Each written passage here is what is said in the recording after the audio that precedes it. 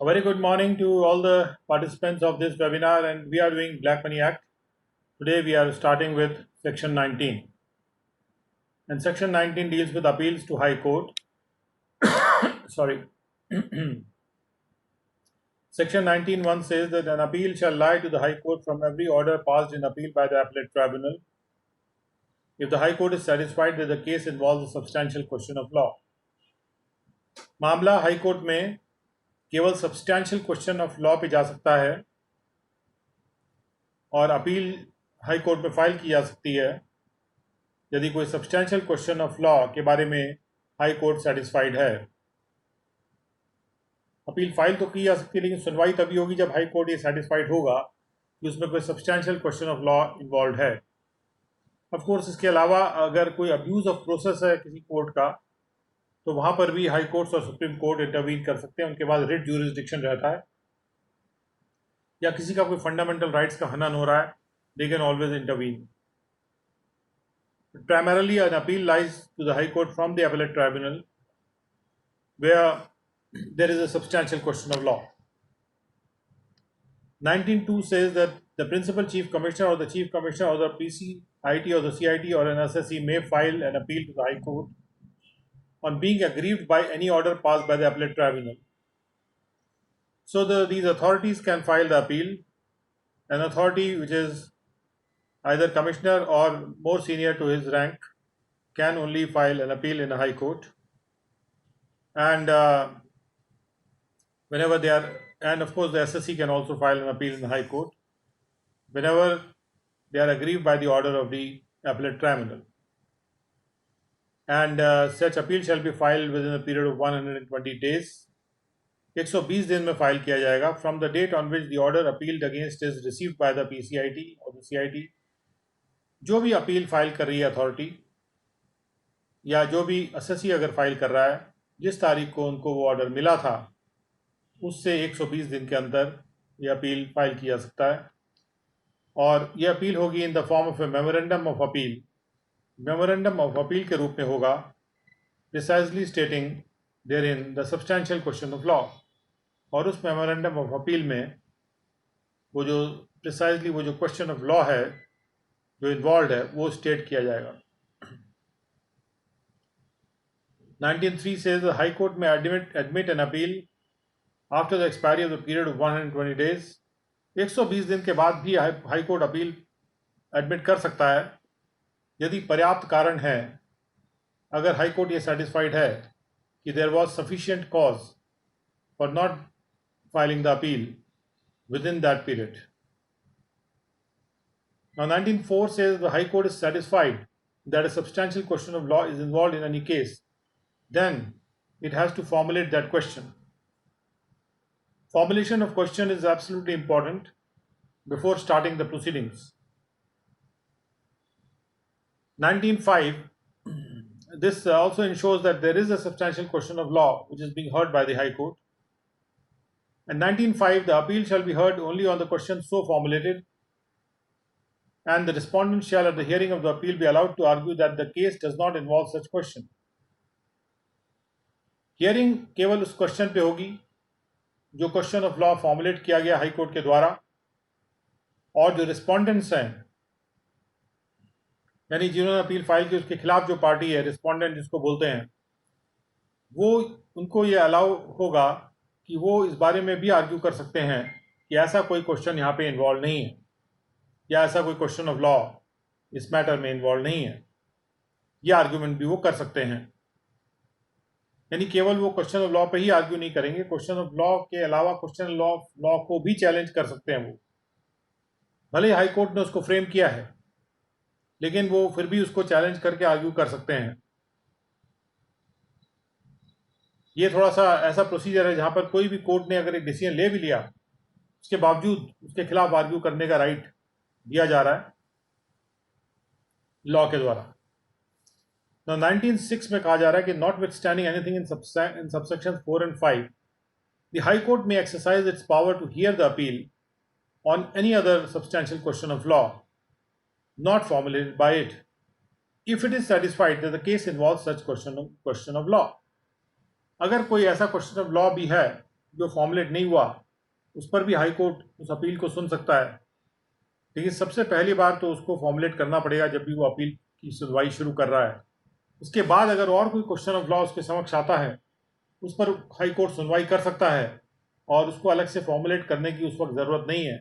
सुनवाई के बाद भी वो जो क्वेश्चन है वो ऑर्डर में डिस्कस किया जा सकता है कि इस क्वेश्चन पे सुनवाई की गई है, और चूंकि हाई कोर्ट सेटिस्फाइड था कि कोई उस तरह का क्वेश्चन ऑफ लॉ इन्वॉल्व था। अब 1907 में कहा जा रहा है the high court shall decide the question of law so formulated and delivers a judgment. इस फॉर्मुलेटेड क्वेश्चन को वो डिसाइड करके एक जजमेंट डिलीवर करेगा high court containing the grounds, और उस जजमेंट में वो ग्राउंड्स मेंशन होंगे जिस पे वो डिसीजन आधारित है, on which such decision is founded and may award such cost as it deems fit. और हाई कोर्ट को कॉस्ट अवार्ड करने का भी पावर यहाँ लॉ दे रहा है। Now 1908 says the High Court may determine any issue which has not been determined by the appellate tribunal। कोई ऐसा इशू भी उठ सकता है जो appellate ट्राइब्यूनल के समक्ष ना रहा हो और सबसे पहली बार हाई कोर्ट के समक्ष आ रहा है, तो ऐसा क्वेश्चन भी हाई कोर्ट डिसाइड कर सकता है। कोई जरूरी नहीं है कि कोई मैटर ऐसा था जिस पर अपील फाइल नहीं की गई नॉर्मल प्रोसेस में, तो उसको हाई कोर्ट नहीं सुन सकता है। हाई कोर्ट के पास पावर है कि the high court can hear any such matter on which was not before the appellate tribunal, so and has been wrongly determined by the appellate tribunal by reason of a decision on the question of law referred to in subsection 1। या फिर appellate tribunal ने कोई question of law को गलत determine कर दिया था, तो ऐसा क्वेश्चन ऑफ लॉ भी हाई कोर्ट उसको सुनवाई कर सकता है, और जिसको नहीं तय किया गया था अपीलेट ट्राइब्यूनल के द्वारा उसको भी वो सुन सकता है। नाउ 1909 से the provision of code of civil procedure. Civil procedure code के जो प्रावधान हैं जो अपील से रिलेट करते हैं हाई कोर्ट में, वो अप्लाई करेंगे इस सेक्शन की अपील्स पर भी। And when the high court delivers a judgment in an appeal filed before it under subsection 7, जब भी हाई कोर्ट डिलीवर कर देगा जजमेंट सेक्शन 7 के तहत, effect shall be given to the order. उनके ऑर्डर को इफेक्ट देना आवश्यक है असेसिंग ऑफिसर के द्वारा, by the assessing officer on the basis of a certified copy of the judgment. जब certified copy of the judgment आती है तभी उनको इफेक्ट देना है। अगर असेसिंग ऑफिसर के सामने सर्टिफाइड कॉपी नहीं है जजमेंट की, then he is not suppose to give effect to any such order. कई बार ऐसे झूठे ऑर्डर भी दिए जा सकते हैं। Now we go to section 20. Section 21 says that जो भी अपील हाई कोर्ट के समक्ष फाइल होगी, an appeal which is before the high court, file before the high कोर्ट, उसको सुना जाएगा 2 जज से कम की बेंच के द्वारा नहीं, यानी कम से कम 2 जज की बेंच होनी चाहिए जो इस एक्ट के तहत कोई भी अपील को सुनेगी। And shall be decided in accordance with the opinion of such जजेस, और वो मैटर उन दोनों जजेस के ओपिनियन के अनुसार डिसाइड होगा। और if the bench is of more than 2 जजेस, या वो बेंच 2 जजेस से ज़्यादा की है, तो वो मैटर जजेस की मेजॉरिटी के द्वारा डिसाइड होगा। And when there is no such majority, जब मेजॉरिटी नहीं होती है, यानी मान लीजिए कि 4 जजेस हैं, 2 एक बात कह रहे हैं, 2 उसके विपरीत बात कह रहे हैं, मेजॉरिटी नहीं है, जहां पे 2 जजेस हैं, एक कोई बात कह रहे हैं, दूसरा उसके अपोजिट बात कह रहे हैं, तो द जजेस shall state the point of law upon which they differ. तो सारे जजेस उस पॉइंट ऑफ लॉ को स्टेट करेंगे जिस पे वो डिफर कर रहे हैं, and the case shall then be heard upon that point only. उसके बाद वो केस की सुनवाई केवल उसी पॉइंट पे होगी, बाय 1 जज और मोर देन 1 जज, बाय 1 और मोर ऑफ अदर जजेस। जो दूसरे जजेस हैं वो सुनेंगे उसको हाई कोर्ट के, and such point shall be decided according to the opinion of the majority. और उसके बाद मेजॉरिटी ओपिनियन से, मेजॉरिटी के मत से, बहुमत के मत से या बहुमत से, ओपिनियन मेजॉरिटी के लिए एक ही शब्द है बहुमत, वो बहुमत से डिसाइड होगा जजेस के द्वारा, बहुमत के जजेस के बहुमत से डिसाइड होगा जिन्होंने उस केस को सुना है, who have heard the case, और उसमें शामिल हैं वो भी जिन्होंने उसको पहले सुना था, यानी जिन and including those who first heard it, यानी जिन लोगों ने उसको पहले सुना था, जिन जजेस ने उसे पहले सुना था और जिन जजेस ने उन्हें उसे उस मैटर को बाद में सुना, उन सब को मिला के जो मेजॉरिटी ओपिनियन बनता है उसके हिसाब से वो मैटर डिसाइड हो जाएगा। अब आते हैं सेक्शन 21 पे। An appeal shall lie to the Supreme Court from any judgment of the High Court delivered under Section 19. Section 19 में हाई कोर्ट जो जजमेंट डिलीवर करते हैं उस जजमेंट से अपील सुप्रीम कोर्ट में लाई करेगी जहां पर हाई कोर्ट ये सर्टिफाई कर देते हैं, which the high court certifies, यानी जिस अपील को हाई कोर्ट सर्टिफाई करते हैं to be a fit case, या जिस केस को वो सर्टिफाई करते हैं कि वो एक फिट केस है for appeal to the supreme court, supreme court में अपील करने के लिए। तो अगर हाई कोर्ट ये डिसाइड कर देते हैं, सर्टिफाई कर देते हैं ये मैटर फिट केस है, ये केस फिट केस है सुप्रीम कोर्ट में अपील करने के लिए, तो सेक्शन 21 में अपील सुप्रीम कोर्ट में फाइल की जा सकती है। अगर हाई कोर्ट सर्टिफाइड नहीं करते हैं तो आजकल जो प्रक्रिया चल रही है उसमें रिट पिटिशन या special leave petition high court में सुप्रीम कोर्ट में फाइल की जा सकती है, जिसको सुप्रीम कोर्ट एंटरटेन कर रहे हैं। और चूंकि कई बार ऐसा भी होता है कि हाई कोर्ट इस बात के लिए तैयार आसानी से नहीं होंगे, क्योंकि उन्होंने एक जजमेंट दिया है तो उस पर वो कैसे तय कर दें कि इस पर अपील लाई करनी चाहिए। एक मुद्दा ये हो सकता है कि जो मैटर उन्होंने डिसाइड किया है उस पर ठीक विपरीत जजमेंट है किसी और स्टेट के हाई कोर्ट का, तो अगर दूसरे हाई कोर्ट्स ने उसके विपरीत जजमेंट दिया हुआ है तो फिट केस करार दिया जा सकता है। बाकी किसी और केस में ये करार दिया जाए तो मुश्किल है, तो ऐसे केस में जस्टिस का हनन ना हो जाए तो स्पेशल लीव पिटिशन का सहारा एसएससीज और डिपार्टमेंट लेते हैं, और इसको ये प्रक्रिया में भी है। सुप्रीम कोर्ट में जो हियरिंग होगी उसके बारे में कहा जा रहा है सेक्शन 22 में कि जो कोड ऑफ सिविल प्रोसीजर 1908 के प्रावधान है, जो अपील से रिलेटिंग प्रावधान है सुप्रीम कोर्ट में, they shall so far as may be apply, वो अप्लाई करेंगे in the case of appeals under section 21, जहां पे सेक्शन 21 की अपील की बात होती है, as they apply in the case of appeals from decrees of high court, जिस प्रकार से हाई कोर्ट के जो डिक्रीज हैं, ऑर्डर्स हैं, उसमें अप्लाई करता है, उसी प्रकार से जो कोड ऑफ सिविल प्रोसीजर जैसे अप्लाई करता है। तो उसका जो प्रोसेसेस हैं जहाँ पे कोड ऑफ सिविल प्रोसीजर निर्धारित कर रखा है कि अपील किस प्रकार से फाइल होगी, कैसे होगी, तो वहाँ पर कोड ऑफ सिविल प्रोसीजर के जो प्रावधान हैं जो कि हाई कोर्ट की डिक्री से सुप्रीम कोर्ट में अपील फाइल करने के बारे में है, वही प्रावधान ब्लैक मनी एक्ट पर भी लागू किए गए हैं। 22(2) में कहा गया है जो अपील की कॉस्ट है वो सुप्रीम कोर्ट के डिस्क्रिशन पे रहेगा, यानी सुप्रीम कोर्ट के पास पूरा ये अधिकार है कि वो तय कर सकता है कि किसी केस में कॉस्ट लगानी है कि नहीं लगानी है। जैसे कोई फर्जी कोर्ट का टाइम वेस्ट करने के लिए उसने अपील फाइल कर दी तो सुप्रीम कोर्ट कॉस्ट लगा सकता है कि आपने टाइम वेस्ट किया तो आप कॉस्ट ये आप बियर करिए। तो उससे क्या होगा कि थोड़ी फर्जी अपील फाइल होना कम हो जाएगा। हमारे देश में वैसे भी इतनी ज़्यादा अपील्स फाइल हो रही हैं कि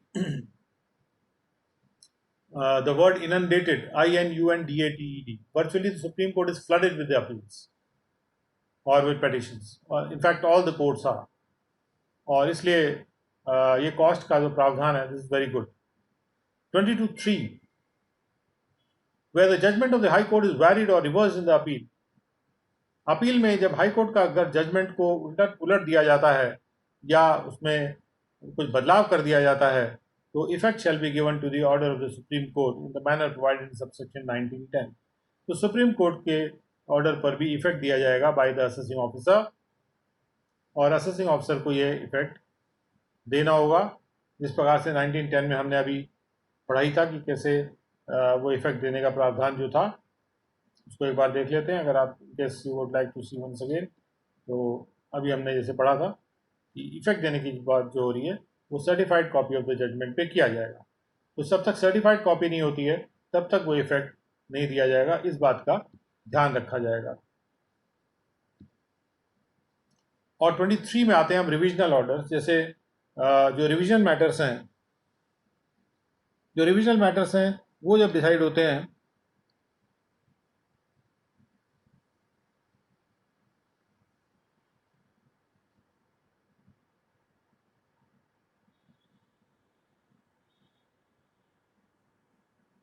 तो रिविजनल मैटर्स के डिसाइड होने पर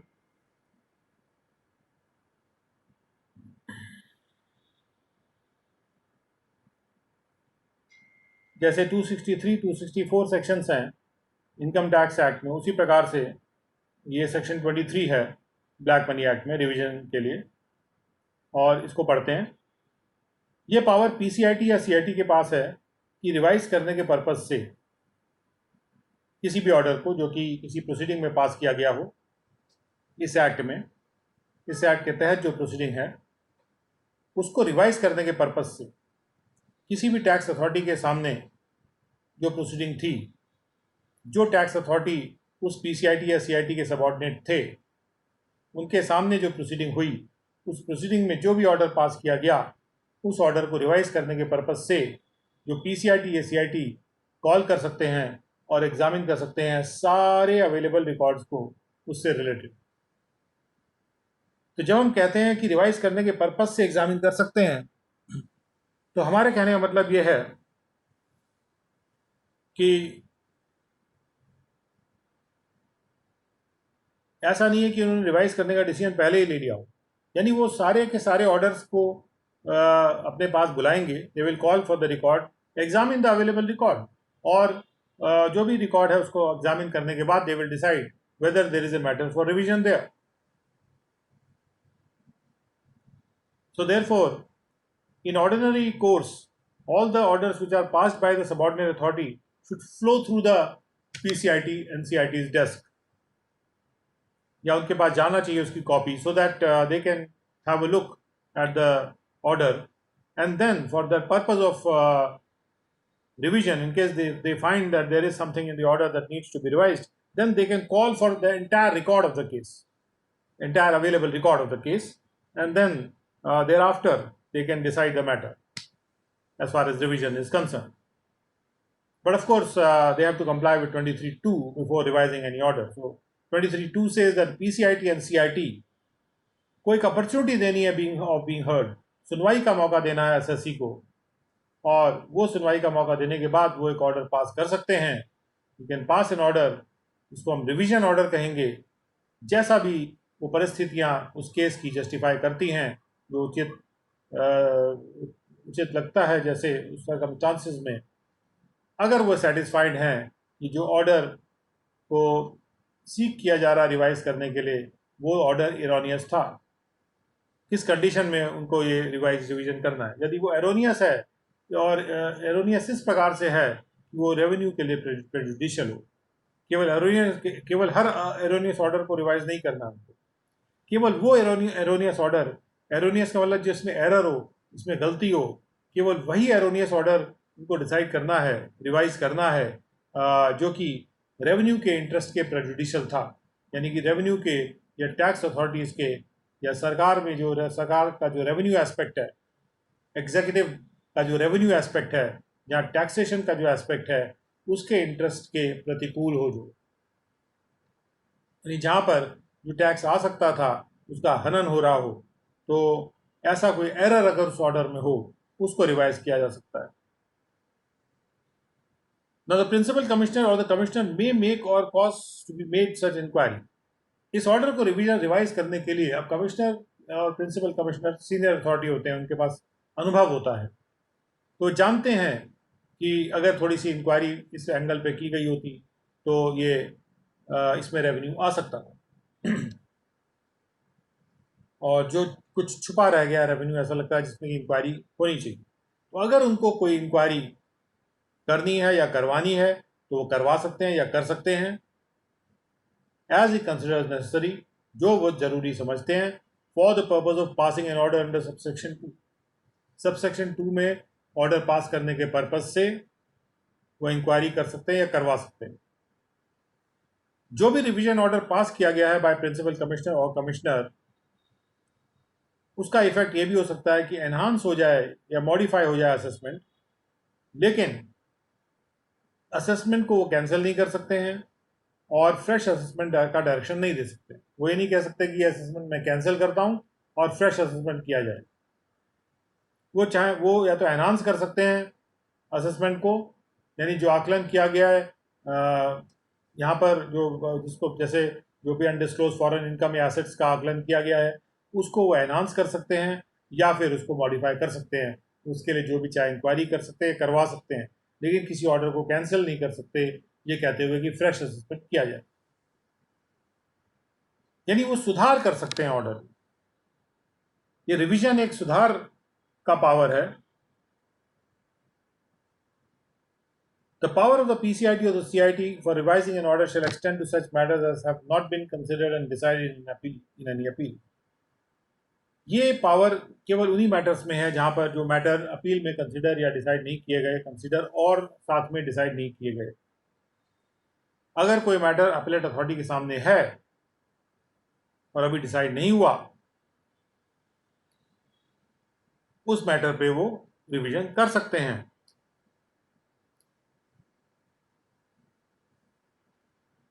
लेकिन एक बार कोई मैटर अपील में डिसाइड हो जाता है तो फिर वो रिवीजन का पावर उनके पास खत्म हो जाता है।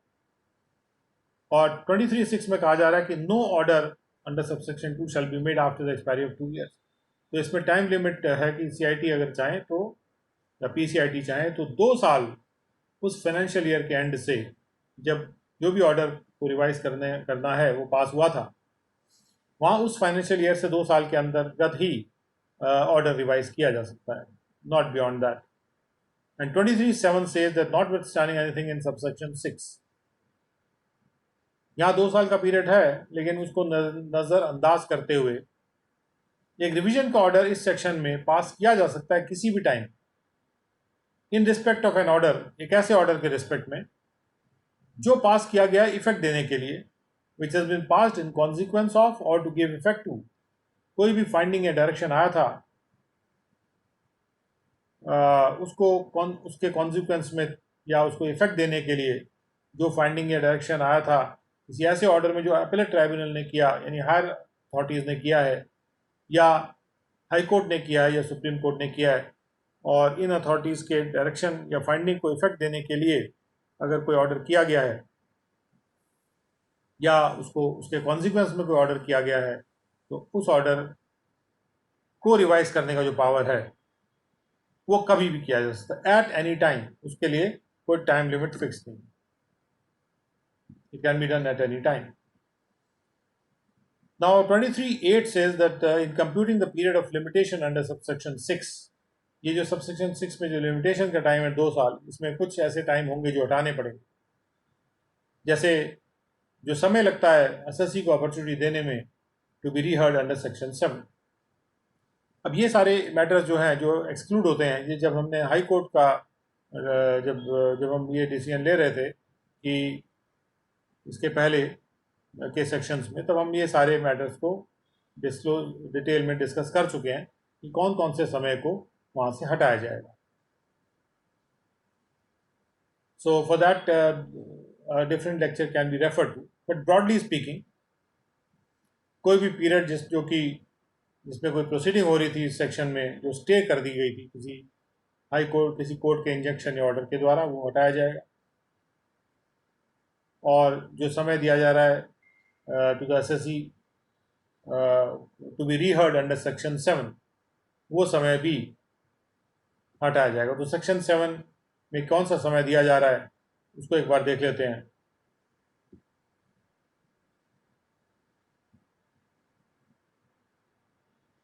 सेक्शन 7 में जो चेंज ऑफ इनकम्बेंट होता है जबकि ऑफिसर बदलता है और एसएससी कहता है कि मुझे अपॉर्चुनिटी ऑफ बीइंग हर्ड दी जाए, और अगर वह राइटिंग में अपॉर्चुनिटी को रिक्वेस्ट करता है तो उसके केस में कोई भी ऑर्डर पास करने से पहले उसको सुनवाई का मौका देना आवश्यक है।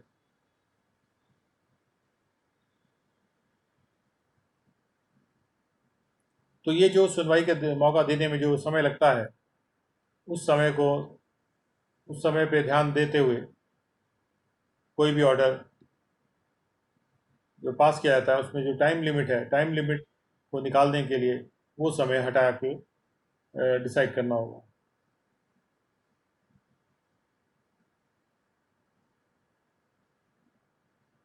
और उसके बाद without prejudice to the generality of the foregoing provisions an order passed by tax authority shall be deemed to be erroneous.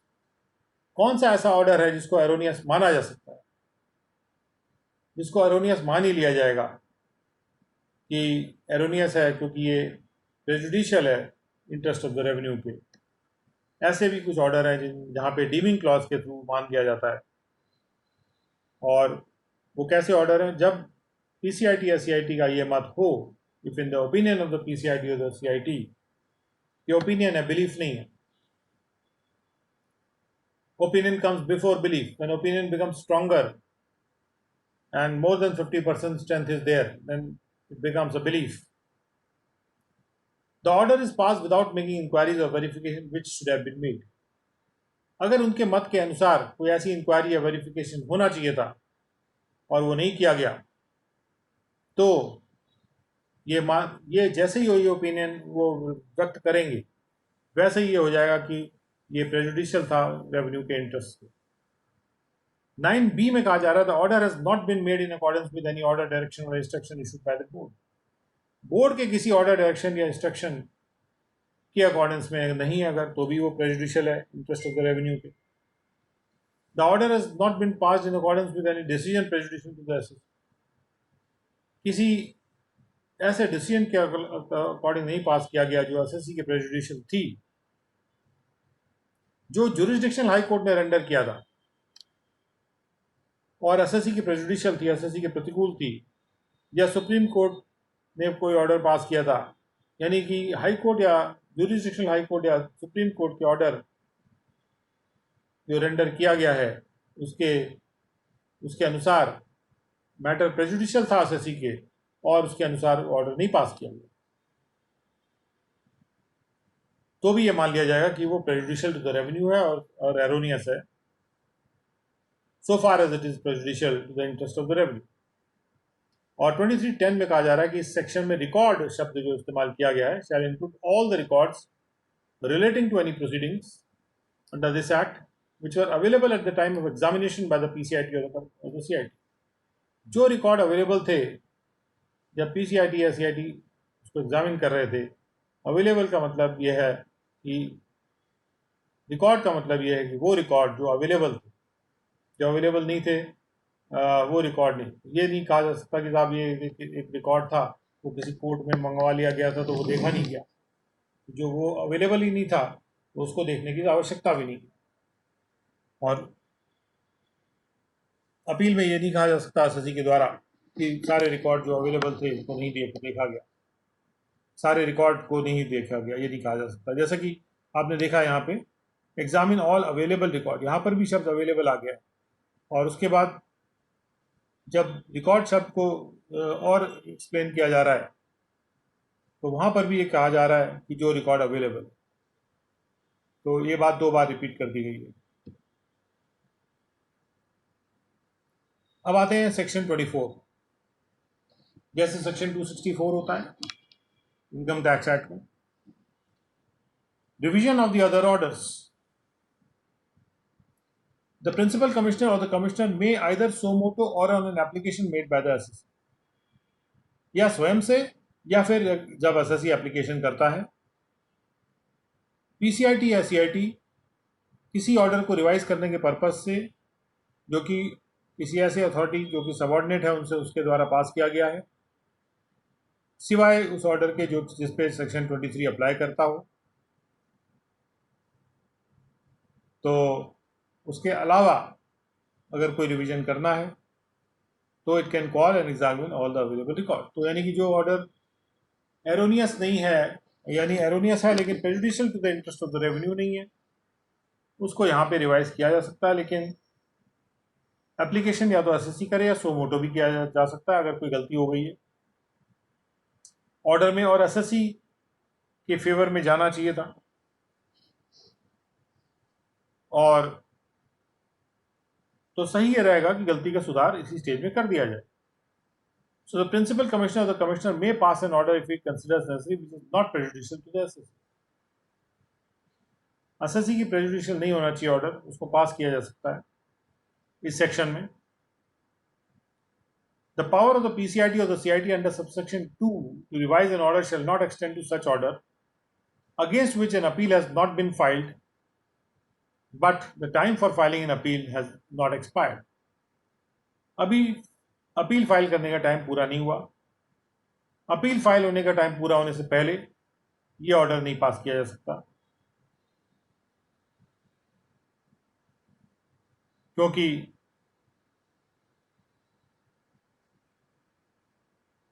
Appeal में भी गलती का सुधार हो सकता है,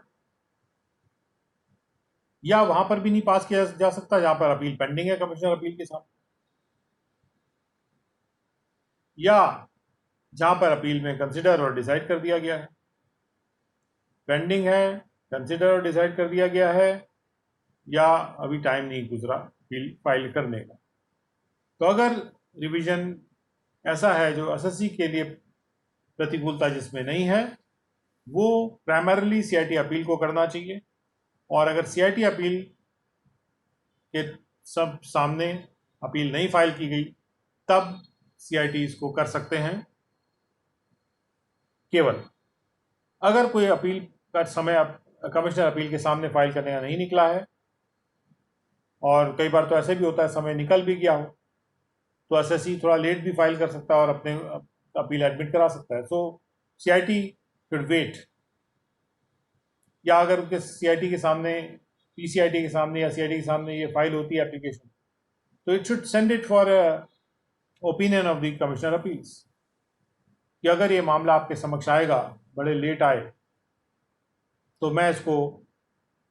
तो आप इसको डिसाइड करेंगे या मैं इसको डिसाइड करूँगा।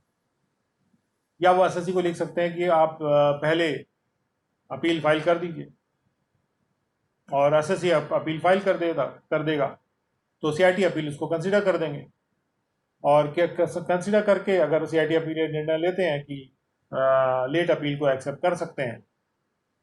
तो उसको उसकी सुनवाई भी कर सकते हैं, उसको एडमिट कर सकते हैं। और अगर अपील एडमिट हो जाती है लेट अपील भी सीआईटी अपील के समक्ष, तो वहां पर जो पीसीआईटी है या सीआईटी है, यानी जो एडमिनिस्ट्रेटिव पीसीआईटी या सीआईटी है, इनके पास 264 या 263 या 23-24 का जो जुरिस्डिक्शन है, वो इस मैटर को डिसाइड नहीं कर सकते। अब 24(4) में आ रहा है, the SSC shall make the application for revision of any order referred to in subsection 1। इसके लिए समय सीमा निर्धारित की जा रही है। Within the period of 1 year from the date on which the order sought to be revised was communicated to him। जब order SSC के सामने कम्युनिकेट हो गया, तो एसएससी जो अपनी एप्लीकेशन करेगा उसके पास 1 साल का समय है, या फिर उसको कम्युनिकेट नहीं हुआ लेकिन उसको पता चल गया, और the date on which he otherwise came to know of it, जो भी पहले हो। So the SSC came to know of an order, और उसके बाद 1 साल का समय रहता है, he can file an application under section 24(1). Now 24(5) says that the SSC shall make the application, the PCIT or the CIT, if they are satisfied that the SSC was prevented by sufficient cause। अगर उनको satisfied है, अगर SSC sufficient cause के द्वारा prevent हुआ था, पर्याप्त कारणों से प्रिवेंट हो गया था एप्लीकेशन करने में 1 साल के अंदर, तो लेट एप्लीकेशन को भी वो एडमिट कर सकते हैं, लेकिन 2 साल तक के लिए कर सकते हैं उस तारीख से जिस तारीख में वो ऑर्डर के बारे में जाना था एसएससी ने या कम्युनिकेट उसको हुआ था, और उसके बाद नहीं।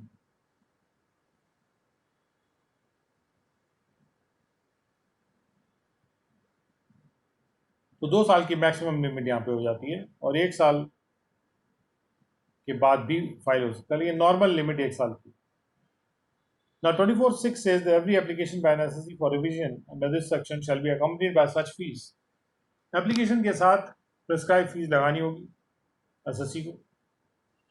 यहाँ पर डिपार्टमेंट को तो फाइल करना नहीं होता कि एसएससी के जो फेवरेबल है वो एसएससी कहेगा, एसएससी के प्रतिकूल नहीं होना चाहिए। 24(7) में कहा जा रहा है कि no order under section 2 shall be made after the expiry of period of 1 year. तो सबसेक्शन 2 का जो ऑर्डर है वो इसका जो ऑर्डर पास होता है 24(2) में पास होता है। तो ये जो ऑर्डर है इसके लिए ऑर्डर पे टाइम लिमिट है कि 1 year from the end of the financial year जिसमें वो एप्लीकेशन फाइल की जाती है सबसेक्शन 4 में, या 1 year from the date of the order which is sought to be revised if the order is revised so moto by the commissioner। अगर commissioner खुद revise कर रहे हैं तो ऑर्डर की तारीख से 1 साल में उसको रिवाइज कर सकते हैं, उसके बाद नहीं कर सकते। और 8 में कहा गया in computing the period of limitation under subsection 7 the following shall not be included. Limitation का पीरियड कंप्यूट करने में दो आइटम जो पहले भी अब देखे हैं कि जहाँ पे अपॉर्चुनिटी टू द एसएससी दी जाती है और बीइंग रीहर्ड, और जहाँ पे इनकम्बेंट का बदलाव हो जाता है, जो भी कुर्सी में आसीन है पोस्ट पे आसीन है ऑफिसर, उसमें बदलाव हो जाता है, तो एसएससी एप्लीकेशन कर सकता है कि मुझे अपॉर्चुनिटी दी जाए, तो वो पीरियड हटाया जा सकता है सबसेक्शन 7 का पीरियड कंप्यूट करने में। या फिर कोई ऐसा पीरियड जिसमें कि किसी कोर्ट ने या किसी कोर्ट ने इंजंक्शन या ऑर्डर के द्वारा स्टे लगा दिया गया हो, तो वो पीरियड भी हटाया जा सकता है। उसके बाद है 24(9)। अगर कोई ऑर्डर पीसीआईटी या सीआईटी करते हैं declining to interfere shall for the purpose of this section be deemed not to be in order prejudicial to the. अगर इंटरफेयर करने से डिक्लाइन करते हुए ऑर्डर पास किया जाता है तो ये आर्ग्यूमेंट नहीं लिया जा सकता कि ये तो ऑर्डर ऐसा है जो कि प्रेजुडिशियल कर दिया एसएससी के लिए, जो तो एप्लीकेशन को इंटरफेयर करने से डिक्लाइन कर रहे हैं, बस दैट्स ऑल। तो 24 के बाद आते हैं 25 पे, tax to be paid pending appeal. तो notwithstanding any appeal prefer to the high court और सुप्रीम कोर्ट, हाई कोर्ट या सुप्रीम कोर्ट में कोई अपील प्रेफर की गई है या नहीं की गई है, तो उससे ये मतलब नहीं है कि टैक्स नहीं दिया जाएगा। The tax shall be paid in accordance with the assessment made under this act. तो यानी कि अगर ट्राइब्यूनल ने कोई केस डिपार्टमेंट के फेवर में डिसाइड कर दिया है तो टैक्स पे करना ही करना है एसएससी को। एसएससी स्टे नहीं मांग सकता टैक्स पेमेंट पे। SSC has to pay the tax and if he doesn't pay then it can be recovered, भले ही एसएससी हाई कोर्ट या सुप्रीम कोर्ट गया है।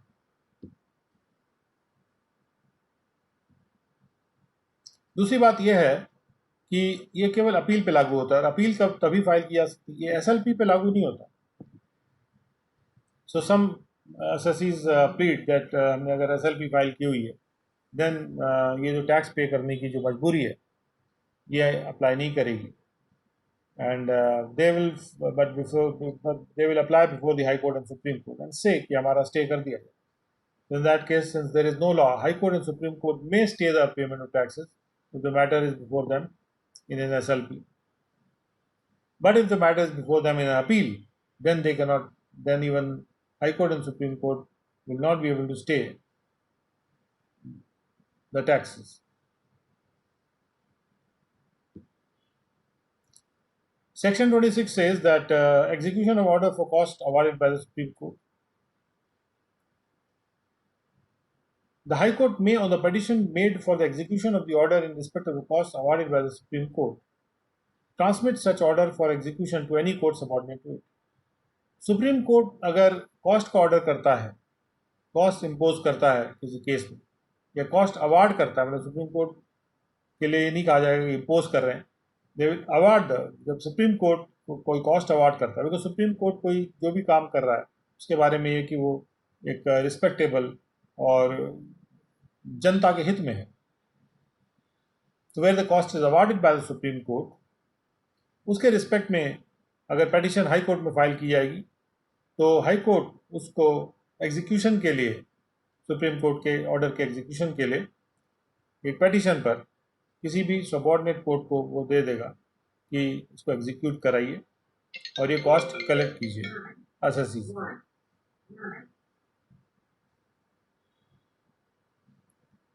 So